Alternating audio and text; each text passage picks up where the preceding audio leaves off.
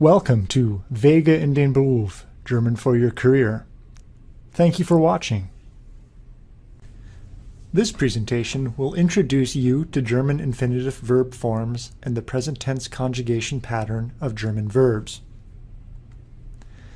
By the end of this presentation, you will have learned about the infinitive verb form in German and the basic conjugation pattern for German verbs.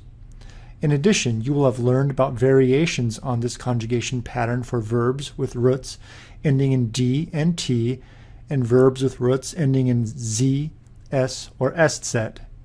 There are also some irregular verbs that occur frequently, sein und haben, and we will take a look at these conjugation patterns as well.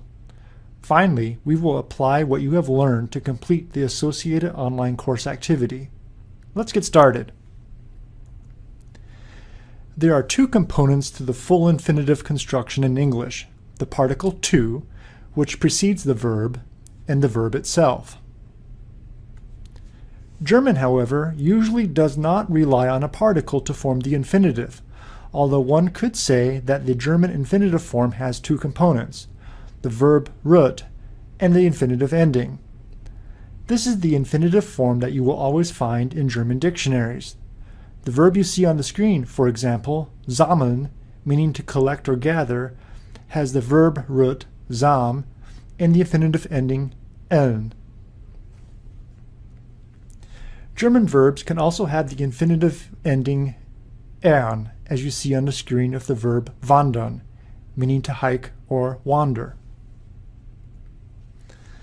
A small number of German verbs have the infinitive ending ihren, as you see on the screen with the verb reflektieren, meaning to reflect. The majority of German verbs, however, have the infinitive ending n, as you see on the screen with the verb wohnen, meaning to reside. As most German verbs have the infinitive ending n, the remainder of this presentation will examine the conjugation patterns for verbs with this infinitive ending. You can consult your course textbook or conduct a web search to find out more about the conjugation patterns for the other verbs. There are three basic steps for conjugating a German verb. The first step simply requires you to have a verb in the infinitive form. In the second step, you isolate the verb stem by removing the infinitive ending. For the verb you see on the screen, this means you drop off the infinitive ending n, leaving you with the verb stem wohnen. Next, in the third step, you add an ending to the verb stem from the basic present tense conjugation pattern. The verb ending must agree both in number and person with the subject of the sentence in order to create subject-verb agreement. In other words, if the subject of the sentence is ich, a first-person singular personal pronoun, then I am required to use the first-person singular verb ending from the conjugation pattern, ich wohne. This method of combining endings to the root of a verb according to the subject of the sentence is valid throughout the conjugation pattern. Du wohnst, sie es wohnt, wir wohnen, ihr wohnt, sie wohnen. There are, however, some exceptions to this conjugation pattern. For verbs with a root ending in D or T, such as the verb finden, meaning to find, the conjugation pattern for the second and third person singular, as well as for the second person plural, inserts an extra E between the verb root and ending. This makes sense if you think about it, as without this extra vowel, the resulting three consonants would be very difficult to pronounce. Instead, what we have with the addition of the extra E is a very pronounceable verb conjugation pattern. Ich finde, du findest, sie es findet, wir finden, ihr findet, sie finden. Likewise, for verbs ending in Z, S, or St, the basic conjugation pattern is slightly modified in order to make the verbs more pronounceable. In the example you see on the screen, the verb heißen, to be called, has a root ending in St. In this case, the S in the second person singular ending st is dropped. This pattern results in the second and third person singular and the second person plural verb forms looking alike. Ich heiße, du heißt, sie es heißt, wir heißen, ihr heißt, sie heißen. Finally, there are some verbs that are used very frequently and are irregular. These conjugation patterns simply need to be memorized. The conjugation pattern for the first verb, sein, or to be, is ich bin, du bist, sie es ist, wir sind, ihr seid, sie sind. For the verb haben, or to have, the be is removed from the end of the verb root in the second and third person singular.